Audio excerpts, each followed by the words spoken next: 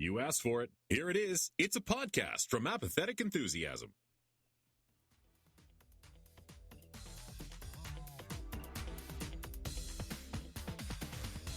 Coming to you live from a dimension based in 2023. Looking back on the mid-season of Season 6 has been amazing, and we couldn't be more thrilled about the future of this show. This show being Interdimensional RSS, the unofficial Rick and Morty podcast.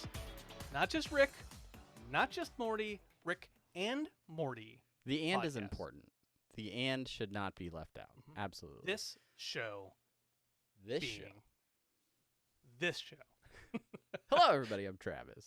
Hello, everybody. I am Brandon. I apologize for that introduction. You see, this is the first show of 2022, and we are not in the right headspace right now. We didn't time travel, Brandon. We didn't time travel into the future to look back at a season from a year ago that is actually, hopefully, less than 6 months away from now.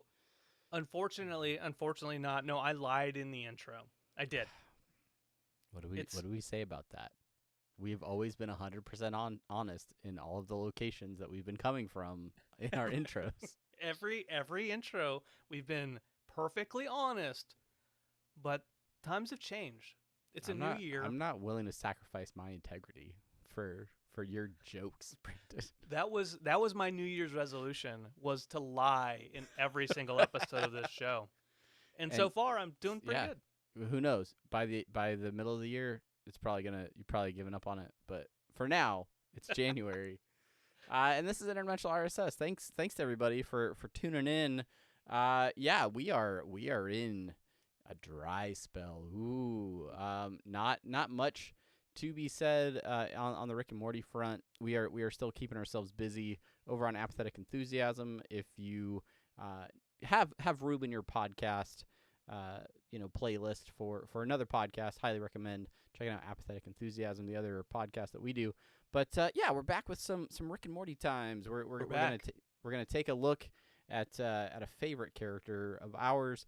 But before we get into any of that, let's go through all of our social media shenanigans. Of course, you can find us on Twitter at Rick and Morty Pod, on Facebook at facebook.com/Rick and Morty Podcast, Instagram. Rick and Morty Podcast. And then, of course, email rickandmortypodcast@gmail.com. On the internet, Reddit. I didn't know if you were going to interrupt me or not. rickandmorty.reddit.com. Our subreddit, rickandmortypodcast.reddit.com. And, of course, our website, rickandmortypod.com. We're streaming live right now. Our faces on the internet over at twitch.tv/Apathetic Enthusiasm. You can also find video versions of the podcast over at youtube.com. Twitch and YouTube. Yeah, Apathetic Twitch and YouTube and our website. Twitch. Also on Reddit. Reddit. We're Reddit. Go to ribbit.com. Coming to you live from a world where Reddit is the place to be. Get those updates over on the Ribbits. All right. You can also support the show financially. Buy a t-shirt with our face on it over at apatheticenthusiasm.com/shop. That'll take you to our TeePublic page. Or you can support the show directly, patreon.com/apatheticenthusiasm. Great way to support us. And anytime we've ever, given a link or said like RNP15 or something, do those things too. Why not? That's right.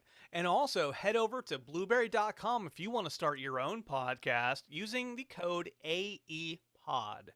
That's Alpha Echo Papa Oscar. Orangutan Delta Force. Use that code for a free month of hosting at blueberry.com. That's what we use. If it's good enough for us, it's good enough for you. That's right. That's what I've always said. If it's good enough for me, it's good enough for the gander. Yeah. All right. Well, are you all loosened up? You ready to talk about Rick and Morty for a solid however many minutes we can muster? I think we can go start this show, Travis. But before we do, how the hell are you doing? I mean, I'm good. I got Omicron along with everybody else. Well, Not almost me. everybody else. Not yet. me. You got a week and a half to go. That's the bet we had. I've got a week and a half from Monday, January 24th to get Omicron. Yeah. So far, so good. Yeah. I haven't gotten- I think if you took the over on that bet, you're looking strong right now. But nothing, anything can happen. Yeah, that wave is moving down, but there's still time. There's still time. There's time now. No, I'm doing good. If you have not been listening to our other podcast, we got really hard into 3D printing over the holidays. Brandon and I both got into 3D printing, so been making all kinds of fun little knickknacks and things, and yeah, just staying very busy with some casual hobbies. Very, very good, Travis. That sounds good. If you are interested in hearing our shenanigans over the holidays, go check out Apathetic Enthusiasm, the podcast that started it all over over your 200 episodes. podcast app of choice.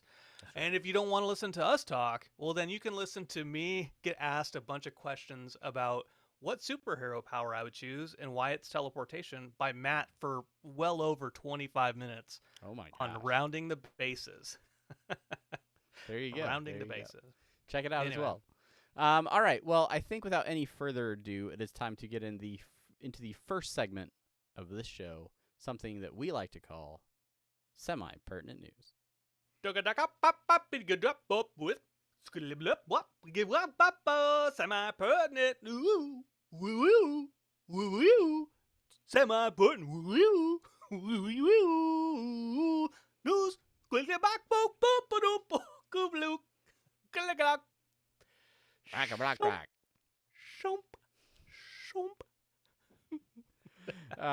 Good stuff. Semi-pertinent news. Thanks. Here we are. I'll tell you what, ladies and gentlemen, if you go out to Google and you search Rick and Morty news, let me tell you what you're gonna find. What are you gonna find, Travis? Tell me what you're gonna find. Tell me what I would find if I followed your direction. A lot of clickbait, for starters. A lot of clickbait. Will there be a season 6? Will there be this? Will there be that? Oh shit! Did you look it up already? Yeah. I'm gonna look it up because you told me to. This is the preparation that you have done for the episode. You are now in semi-pertinent news, looking up to see if there's any Rick and Morty news. You didn't tell me that you were gonna go through a Rick and Morty news bit. Here are the top 5 hits for this is semi-pertinent news. Here are the top 5 hits on Google. If you look Rick and Morty news up, then click on the news tab. Here's what we got. Comicbook.com. Rick and Morty set season 5 release date on HBO Max 1 day ago. This is actually not a bad bit of semi-pertinent news. But Rainbow Six Siege gets a new Rick and Morty collaboration. There's a Meeseeks hoodie skin that you can get. And there's also a Gromflemite K. Michael skin that you can get for Rainbow Six Siege. The third hit, Rick and Morty mocks us with season 4 mystery we need solved badly 2 days ago from Bleeding Cool. And then CBR, Rick and Morty 10 times science didn't make any sense in the series. Okay. And then the last one to round them all up, Rick and Morty versus Solar Opposites. Royland wants to know who you got. Ooh, based on his Instagram post. I know what that's referencing.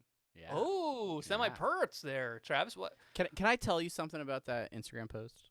Yeah, let's do it. Justin Roiland posted a drawing on his Instagram of a non-model Rick and Morty squaring off against the main characters from Solar Opposites. And in that post, when you're scrolling Instagram, you usually see about like 2 comments, like 2 big comments, and then you have to actually click on the post to see everybody else's comments. Sure, yeah.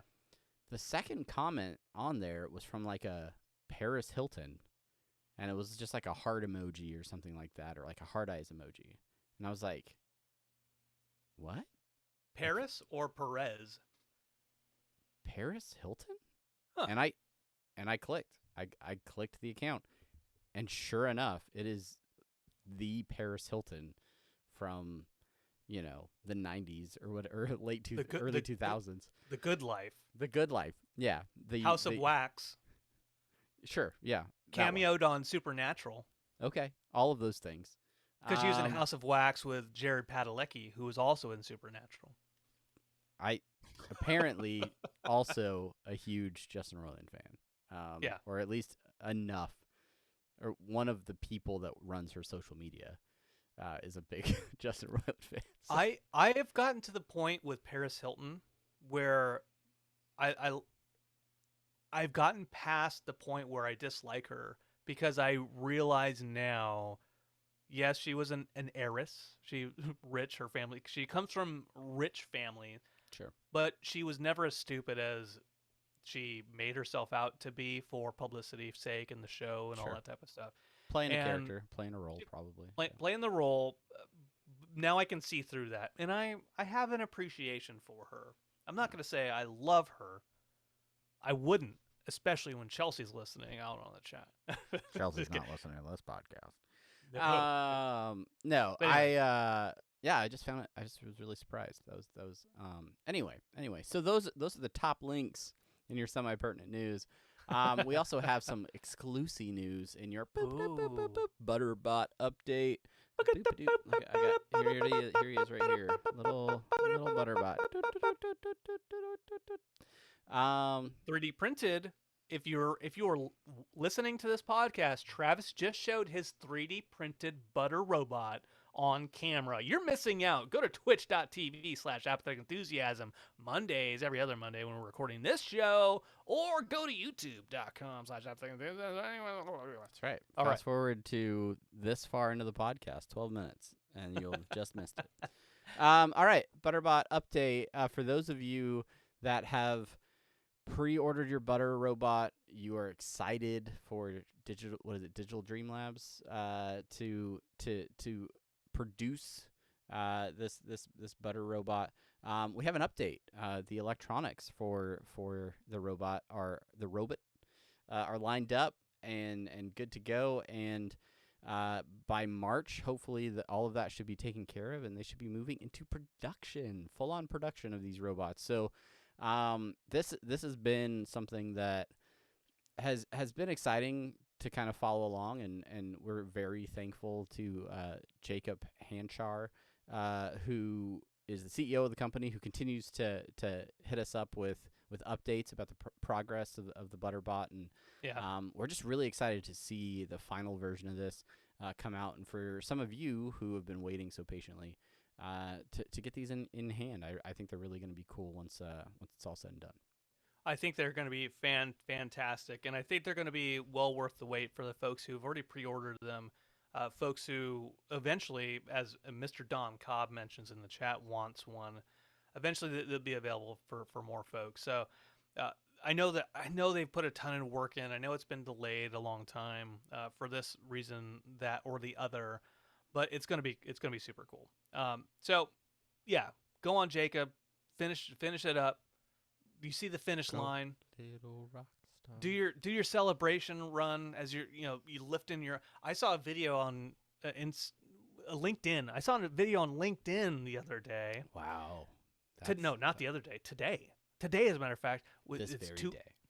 And it was a marathon in Barbados, and these two women were running side by side, arm in arm, and they're just like they slow down. They're like, yeah, they're about to cross the finish line, and some woman behind them, just sprinting, passes them, wins it because the two other women slowed down for it.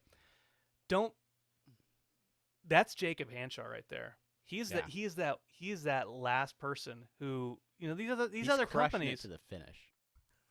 He's running all the way through. That's right. Check out my post on LinkedIn.com/Rick and Morty Pod. No, just kidding. Not yet a LinkedIn presence for this podcast. Maybe something we can explore in the future. It is late January. It is January 24th as of this recording. But it's been a while since we recorded an episode of Interdimensional RSS. So we're just outside of that holiday bubble, but we have to mention it's Rickmas time. The Spencer Grammer, a.k.a. Summer rap that came out right around the holidays, where Summer raps a ton of name drops in just a short little clip that, they decided to record and release celebrating this Christmas season in the most Rickmas sort of way. Brandon, do you recall all the way back to like a month ago hearing this and your thoughts about the rap? I do remember this, as a matter of fact, because whenever we get a notification from Adult Swim and or Rick and Morty, I pull it up on my Twitter and I retweet first and then actually see what they do. Yeah. You're like, I will push this message further, but I'm not there yet. Regardless of what's actually in it. Yeah. Realistically, Twitter needs to put out one of those disclaimers on every Adult Swim / Rick and Morty tweet, and it says, "Have you read this article?" before you pushing this out. This is Rick and Morty disinformation, potentially. But no, I do remember it, and I remember thinking how cool it was, just as far as the amount of name dropping that goes into it. And there's a music video. You can find it on YouTube. I'll try to put a link in the show notes if anybody goes to the show notes to read things. But yeah, pretty cool. A little bit of content to tide us over. Yeah, I gotta give props to Spencer, who, I mean, we've definitely had Rick rapping on the show before. Dan Harmon has played a jazz rapper, and jazz rapping style. There's definitely been various songs by Justin Roiland and Dan Harmon on the show, but very cool to see Spencer getting in the mix here and rapping for a little holiday special. That was cool. That's right. Of all the voice actors that are on the show, Spencer consistently is the most excited to always be there. Yeah, and do whatever she can to be a part of the community and do things for Rick and Morty. She genuinely feels like one of the biggest fans of the show in terms of people that are cast members of the show. Right. Yeah. So I think she likes it. It's good. Say for us in season 6. Yeah. Watch out for our cameo in season 6 through season 10, where we are murdered mercilessly. Gosh, and that would be the peak. If they could, that would be the epoch of this podcast if we got murdered on Rick and Morty. And the meta is, stop listening to them. They're dead to us. We've talked to enough producers. We can make this happen. That's true. Let's send an email. All right. Any other semi-pertinent? Fast verse. Oh, there is. That was loud. Oh, what happened? I clicked the link over for the Dan Harmon social media minute, and it immediately started playing, and it was loud. Oh, well, I don't have the audio for the Dan Harmon social media minute, so it's not going to be on the live podcast or the crappily edited one. Well, I'm going to force you to get it for the audio version. So. Shit. Yeah. Shit. All right. Well, with that in mind, Travis, take us into the Dan Harmon social media minute. Dan Harmon, he's wearing just jumpsuits on his social media. It's Instagram. Social media minute. All right, here's the deal. Dan Harmon, he is on the social internet. He love Dan, but he's wearing a lot of coveralls and he's got that beard. Like COVID's doing weird things to Dan. I mean, he's losing tons of weight. He's looking great. He's in great shape. And apparently, he's still house sitting for his friend Dylan. And in the most recent post, this is a little video of the inaugural VO Booth song. Apparently, Dan's friend was using the entire room for clothing storage. But no, Dan has decided to turn it into a voiceover booth, and he recorded a little song for people to check out. First verse, inconsequential, not putting a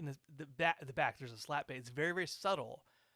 Steely Dan, they didn't want slap bass in that song originally. So the bass player, the session bass player that they had for that album, he actually turned his back to Donald Fagen and Walter Becker and just subtly did some slap bass in the background. And I've always been fascinated about that, but I've never been able to play slap bass. You understand, Travis? I have started trying to learn how to do some slap bass because I also started listening to more Primus, or known as Big Brown Beaver. Shout out. Anyways, let's get into it. We're talking about this is the main thing we're talking about: slapping basses. We're talking about Rick and Morty, but specifically today we're talking about Birdperson, something we didn't mention in semi-pertinent news that I wanted to kind of joke about as far as retweeting things without watching from Adult Swim and Rick and Morty. They actually posted a video on YouTube about the life of Birdperson, and it's about a 5-minute video talking about all the times we've seen Birdperson.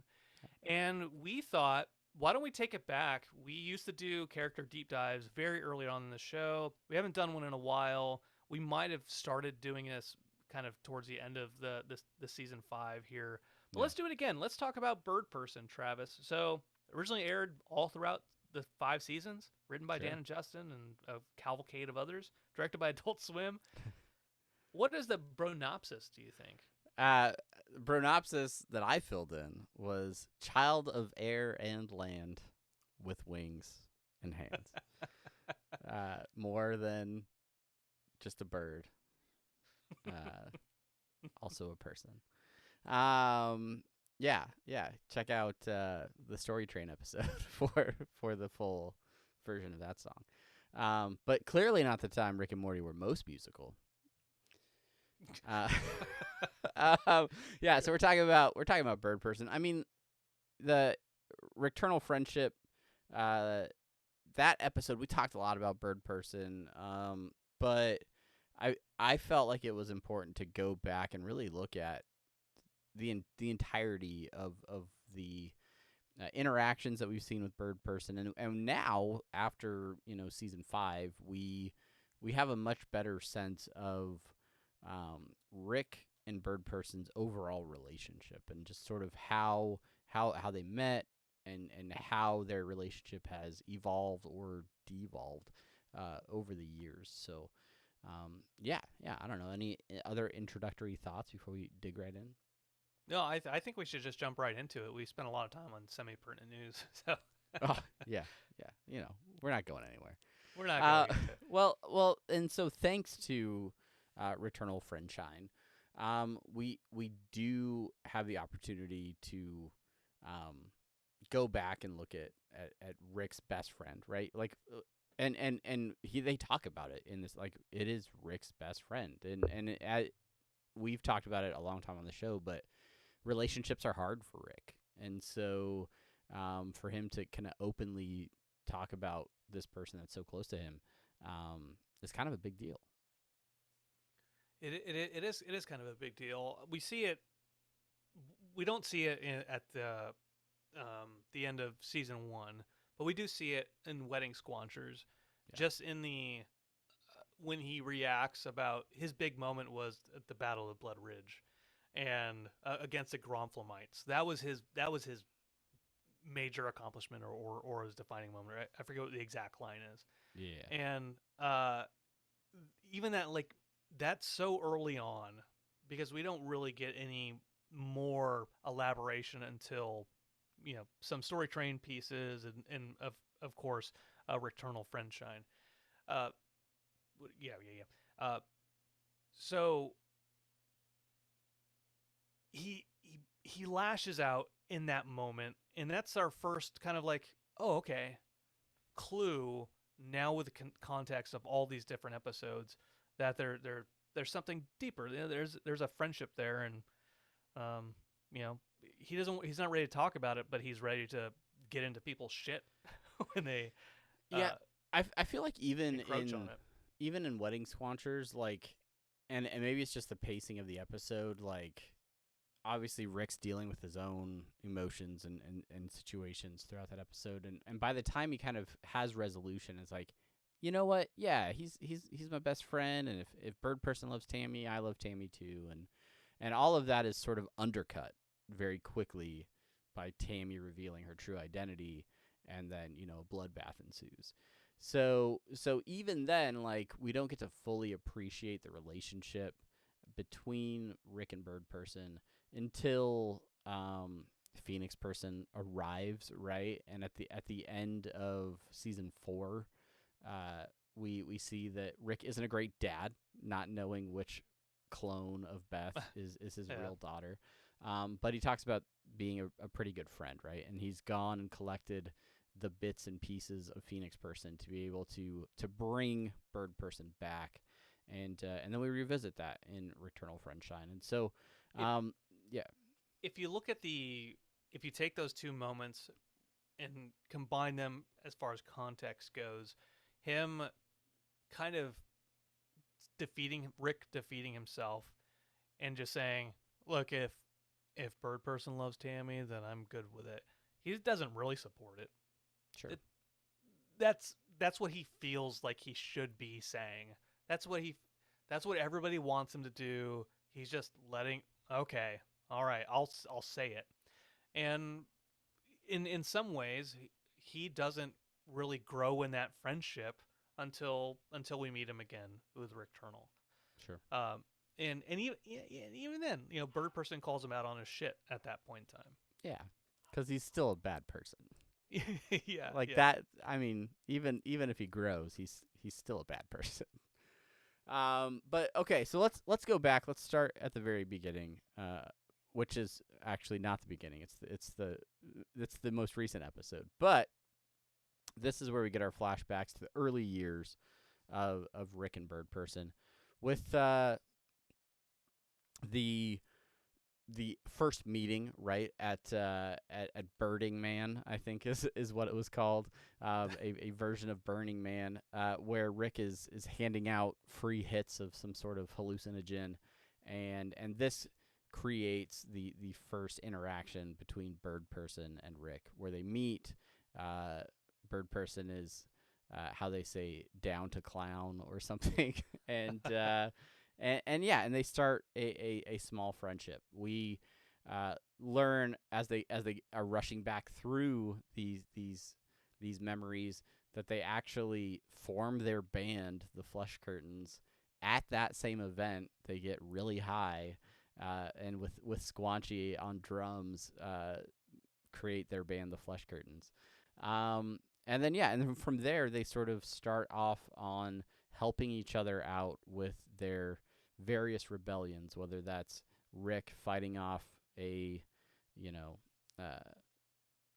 entire council of Ricks, or Birdperson trying to rebel against the Galactic Federation. They're in it together in these early days. That they are, and it's very. We're gonna see this time and time again in this episode as we talk about Birdperson and Rick, that there are very huge similarities between me and Travis, in the sense that, Travis. We met at Burning Man. we met at Burning Man. We are considered terrorists in many sure, places sure. in the world, and and we don't like each other currently. Yeah, but you're an emotionless automaton.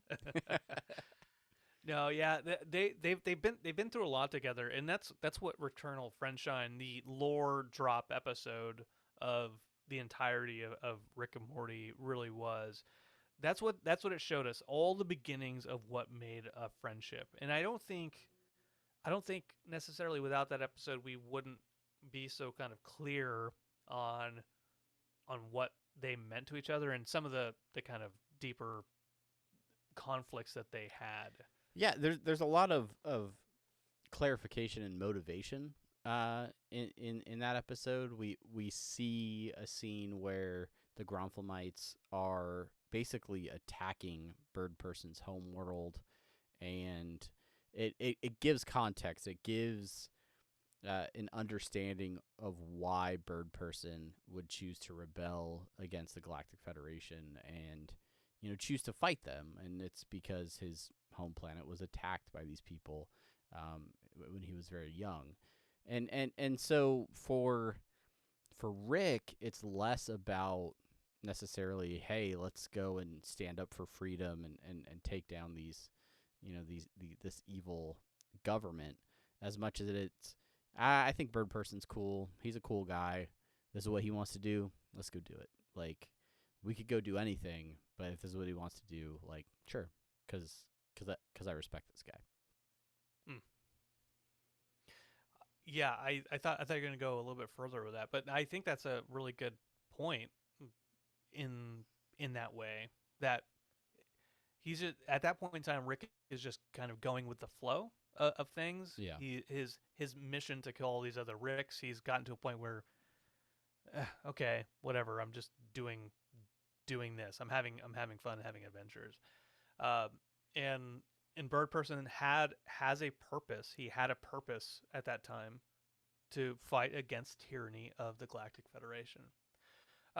Now, this all culminates at the Battle of Blood Ridge, where there is a point in that episode where we see what the big falling out between the two best friends ends up being, which is, at the core of it, Rick wanting to go do other stuff and being free, and we don't have to do all this freedom fighter stuff, and Birdperson still wants to. And in that moment, and I like that you put Rick was vulnerable and admitted his respect for Birdperson, but not fully reciprocated. I want to say it's not that it wasn't reciprocated, but that Birdperson still had a purpose beyond just having fun. Sure. But the vulnerable piece, I like that, because if you go back and watch Wedding Squanchers, Rick, at the end of it, says, that's what I get for putting myself out there, being vulnerable. Yeah. And what does he do? He runs away. He finds 3 different planets. They don't like the Screaming Sun, or he doesn't like Cobb Planet. Yeah. They end up on the small one. Cobb. Can't have that. No offense, Dom Cobb. No offense. But he runs away. He's vulnerable. He showed he's vulnerable, and then he runs away. The same exact thing happened at Blood Ridge as in Wedding Squanchers. Just a little bit different situation. Yeah, and I think it's interesting. It speaks a little bit to Birdperson's loyalties, right? Not Birdperson is such a great friend for Rick to have, really, because Rick is so self-destructive, so internally tortured by things, and doesn't share, doesn't communicate how he's feeling effectively most of the time, as evidenced by many of his therapy avoidance procedures and mechanisms. But that was weird. Middle whistle in my throat. But Birdperson is always by his side, right? You go all the way back to the party that Rick and Summer throw at the end of season 1, and Birdperson's there to help pick up trash and give context to Morty, like, hey, this is what Lubba Dub Dub means. Like, Rick is acting out, but it's because he's emotionally tortured. He's going through this stuff, and he sticks around, right? When Rick walks away at Blood Ridge, that's an opportunity for Birdperson to be like, all right, that's it for you. But no, he says, like, light the beacon, and I'll be there, right? Like, if you light the beacon, I'll be there. So he's sticking it out. He's loyal to his friend. He is loyal to his friend. Yeah. And I have to think what that relationship is between Blood Ridge and the first time we see him in Rixie business, where he, the light the beacon, he's there. There's all this time that's passed. We all have friends, good friends that were once better friends, that were best friends, that just people change, or you maintain a level of tolerance and understanding that somebody is not the best person in the world, but they're still my friend, and I would still do anything for them. Right. And that's what it seems like with Birdperson and Rick. Like, they're, with the context of all the episodes that we've seen with them, it's a friendship of, he's not a good friend, but he's still my friend, and I want to take care of him, and I'm there for him. Yeah. And then you see each other at a party, and you're like, oh, cool, we're having fun. But it's just not the same as it was back in the day. Even inviting Rick to his wedding was, it's what I should be doing, right? I should be inviting this guy who is a major part of my life to my wedding to see me get married. And I'm gonna say this: if you go to your friend's party and you meet the person that you're gonna marry at that party, if you don't invite him to the wedding, come on. Yeah. Right? Yeah. I know. That's what we in Birdperson call a dick move.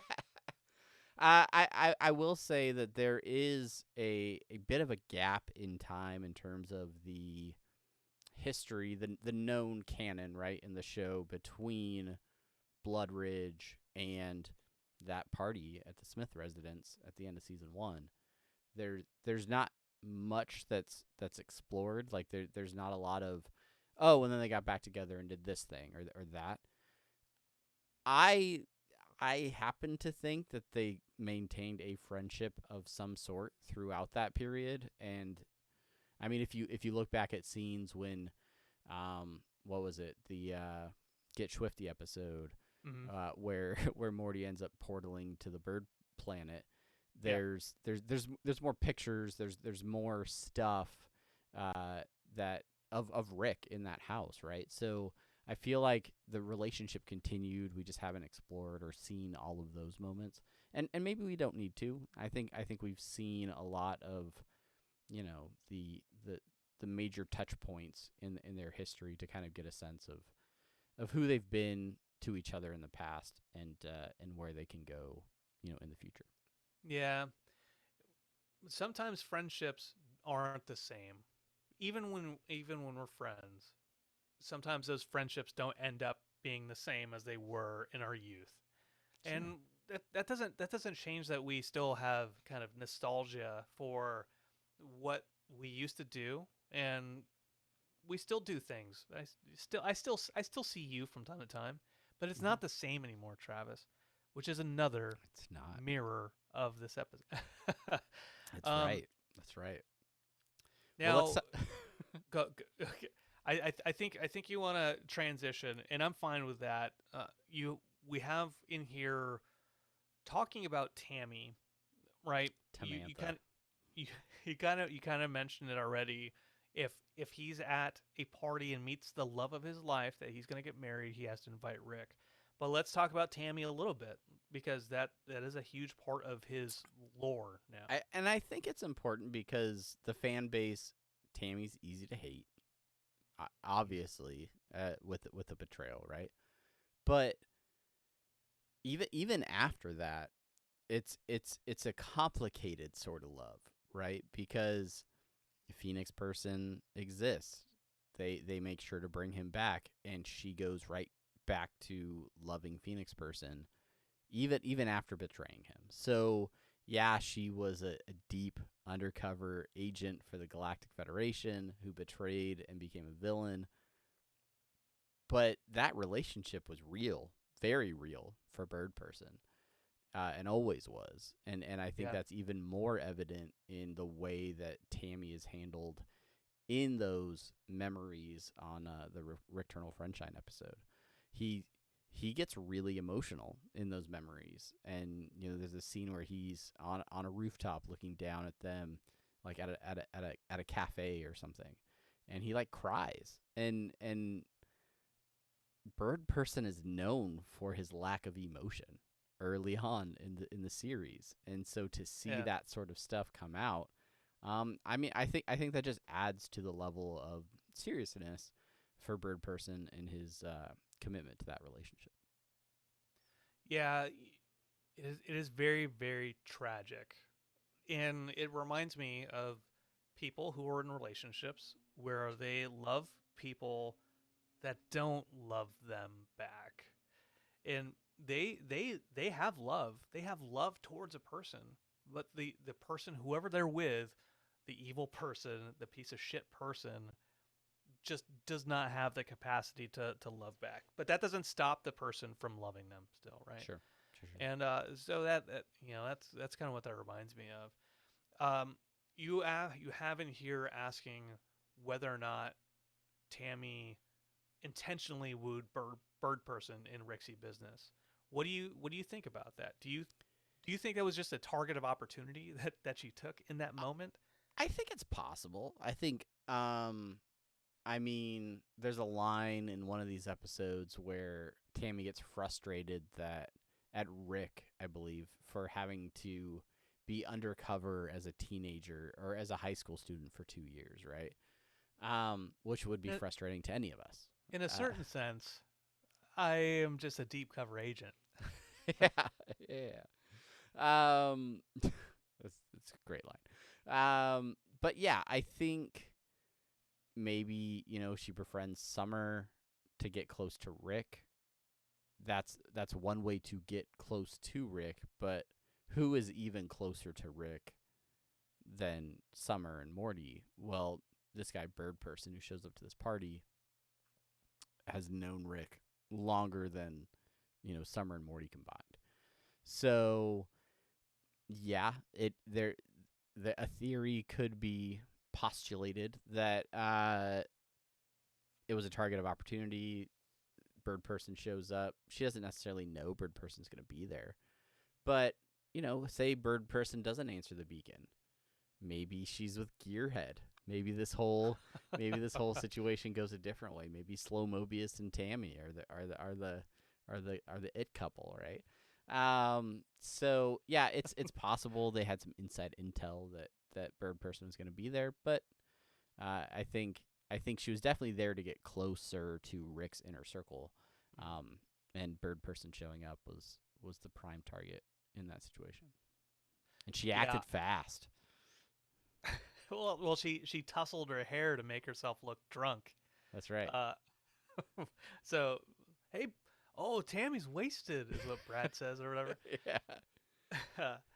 Yeah. Yeah. I kind of like the unofficial story of the Meeseeks episode, Meeseeks and Destroy. That's the first time we see Tammy. That's when she meets Summer. That's when she knows some kind of intergalactic stuff is going on, and that leads her to Rick and all that type of stuff, right? I like the logical progression. There's a bit of a loophole there, right? Or a paradox, because if that's the first indicator that intergalactic stuff is happening, then how is Tammy already there, right? So, yeah, I don't know. But she definitely gets closer to Summer in that moment that we see. For sure. And she doesn't play flute, so Summer wants to hang out with her. That's right. I have a question about going back, and I'm sorry this is going back and forth, talking about the emotional aspect of Birdperson.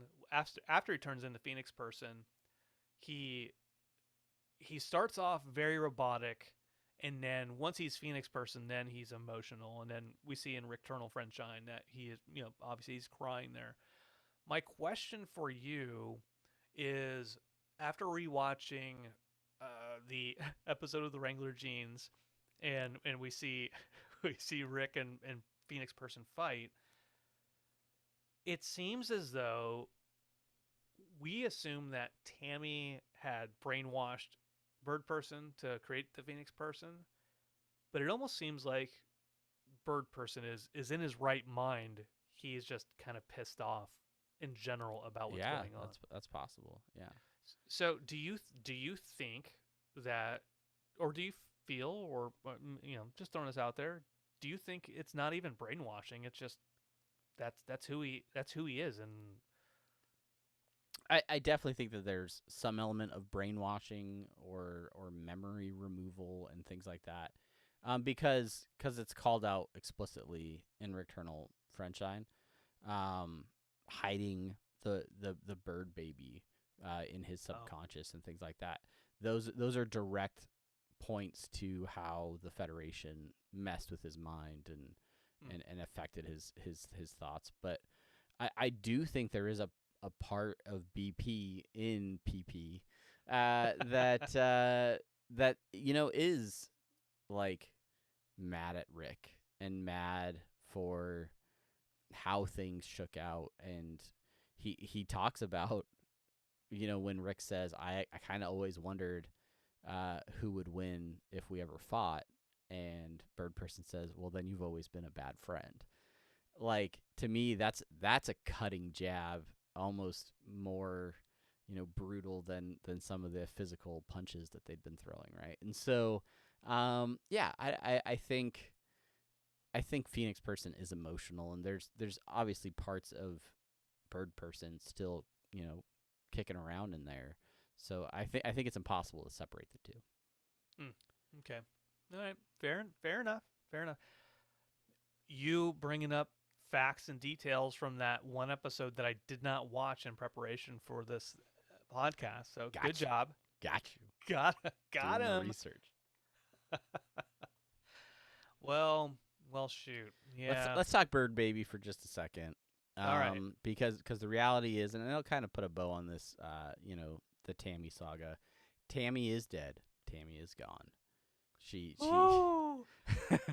Come here, big man. Come and get some of this. Jerry, the only one with the real arc that episode. That's right. Never knock your psychology, your therapy puppets. They may come in handy someday. But big reveal that Tammy and Birdperson conceived a child. He was near infertility, but there is still time. And yeah, there's a baby out there somewhere in Galactic Federation hands. I think this makes for an interesting future with Birdperson. One, if the writers decide to do some sort of episode, some sort of jailbreak. I know we've already tackled the heist, sort of idea in the show, but they could do something where they go in and try to rescue Birdperson's kid, or they skip all of that. Birdperson just takes care of it. But now Birdperson is like a domesticated dad who is just more focused on raising his bird baby, which I think could make for also really interesting or funny episodes in the future. So excited to see where they go with that and how Rick's relationship with Birdperson continues to change and grow through that phase of life. Whatever happened to predictability? The Milkman, Birdperson, Intergalactic TV.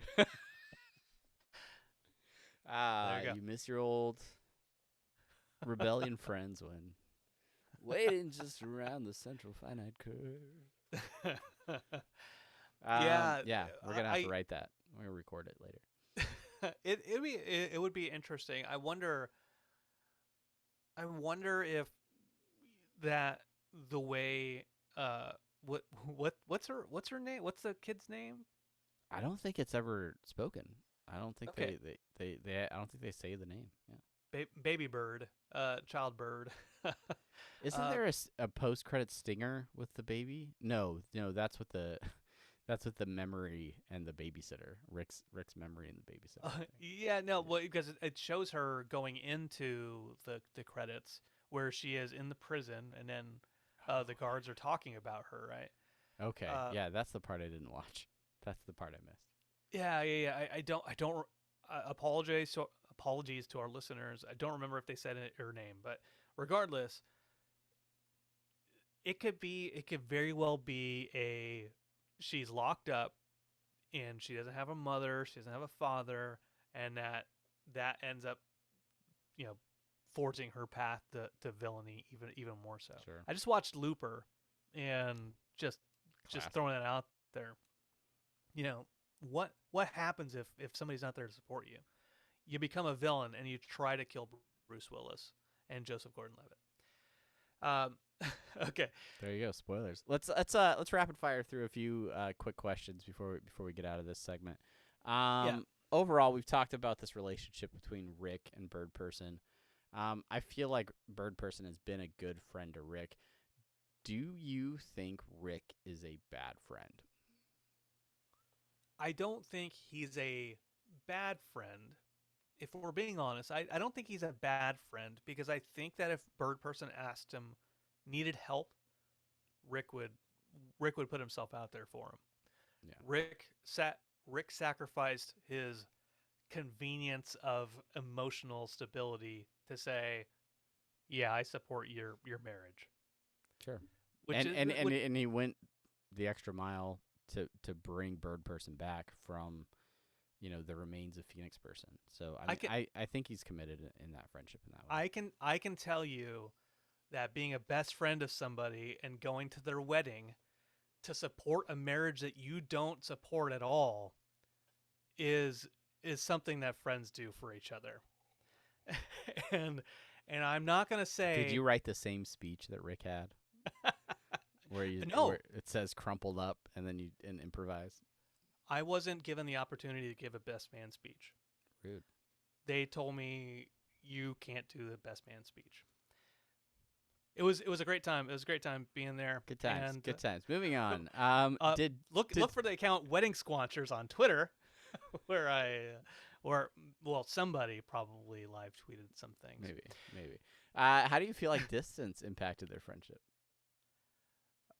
I don't think it was never physical distance. It was always emotional distance.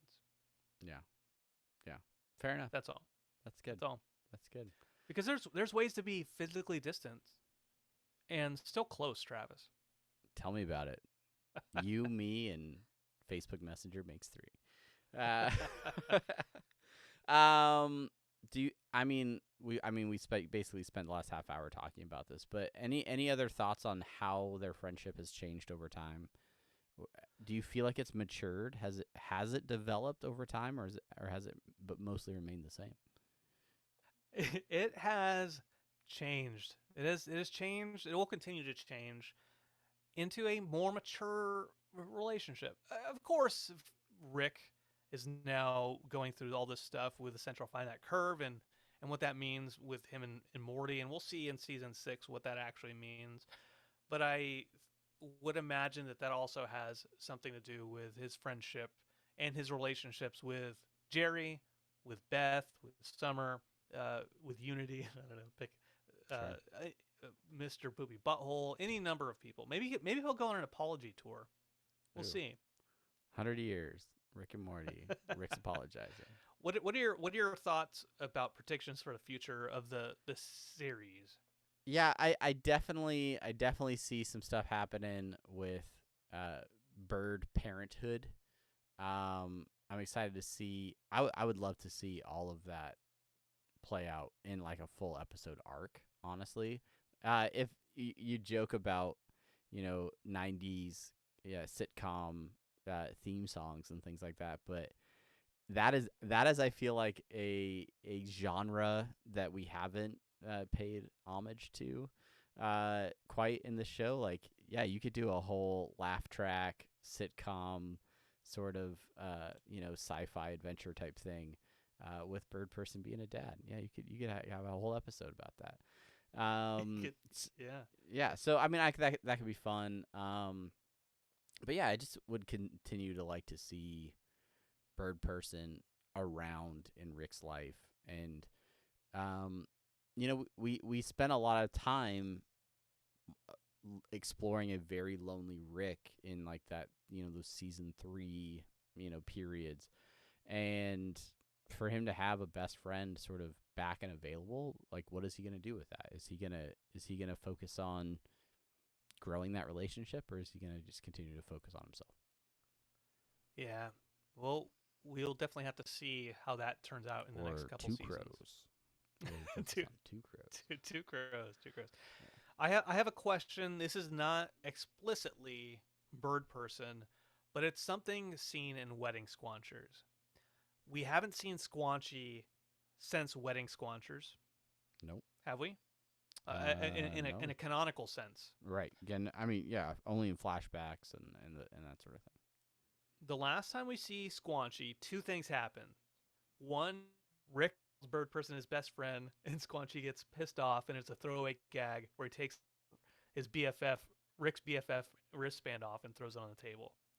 Unhappy. Then all the shit goes down with Tammy. He turns into Mega Squanch, and he pins down Tammy, and that is the last time we see him. Yeah. My question is, when are we going to see Squanchy again? And is he going to be a good guy or a bad guy? You think Squanchy's alive? I think he's alive. Yeah. Yeah. No body, no death. Comic book rules. I'm here for it. Let's go season 6. Let's the return of Squanchy. Maybe he is cellmates or in the same galactic prison as Birdperson's kid. And I don't know, maybe that can all, they get the band back together. The flesh curtains play again, one more time. So will he be a good guy or will he be a bad guy when we see him again? I think he's still Squanchy. I think he's still. Yeah, I don't think he's changed. I think he's still himself. Okay. Yeah. All right. Yeah. All right. I'm going to go the route just to be devil's advocate here. I think he's going to go the route of being kind of that neutral towards antagonist to Rick, just in the sense that he has Tammy pinned down.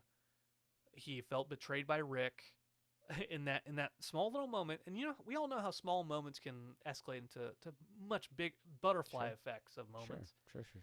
And Tammy is manipulative enough to maybe convince him that he should get Rick.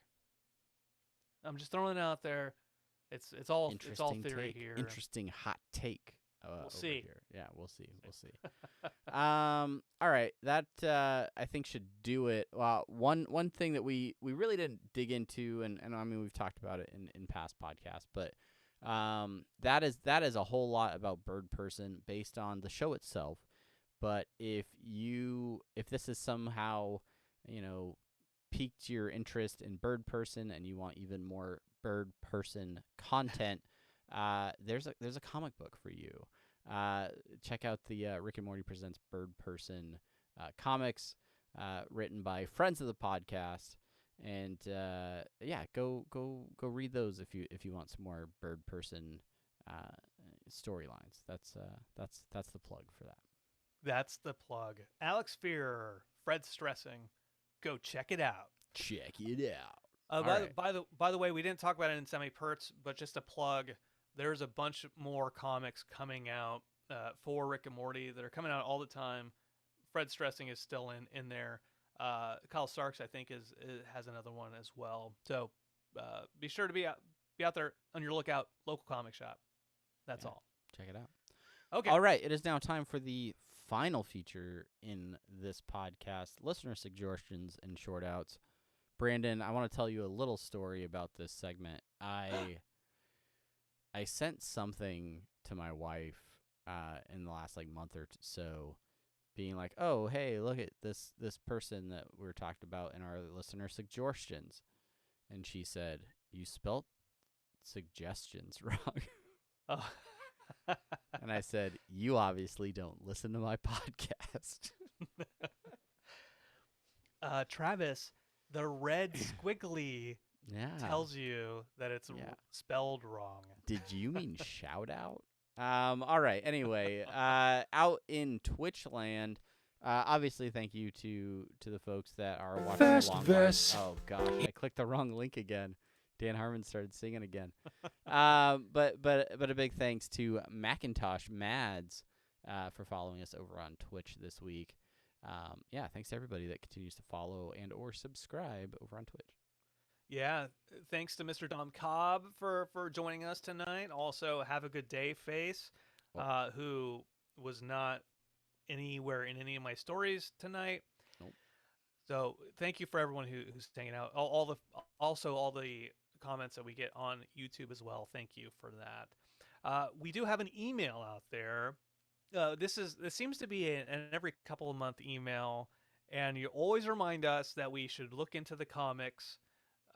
I got an email. Well, we all got an email from old Kazuki Ohara, who says, when you're going to start reviewing the comics, there's also solar opposites. Stop holding out on us. We will stop holding out on you someday. We could explore Solar Opposites season 2. We could. I It's stopped not Rick watching and it with Morty.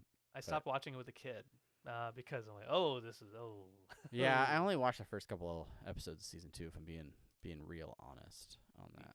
I'm glad you're being honest. Yeah. Glad you're being real honest there. Yeah. Yeah, we can get into this whole Rick and Morty versus Solar Opposites. That's a topic into itself. Thank you, Justin Roiland. Yeah. All right. Write it down. We have something to talk about in a couple of weeks. I'm going to short out specifically by name Pink Duck Princess UU, who is giving a whole bunch of feedback and comments over on YouTube. Thanks for continuing to support us over on YouTube. That's right. And one last shout out to all of you that are still listening, not live, but just in general. Thank you all for listening. We're all in this together, waiting for more episodes of Rick and Morty. I'm sorry. It's gonna be great or it's gonna be bad, but no matter what it is, we're gonna be there together, and we can't wait for more of it. So thank you all for listening. We appreciate you. I am Brandon. I'm Travis. You can follow us on Rick and Morty at Rick and Morty on Rick and Morty Pod on Twitter. He's at Jugglemino. I'm at Barnyard Cruise. And until next time, I think we are out of here. Okay, bye. Bye.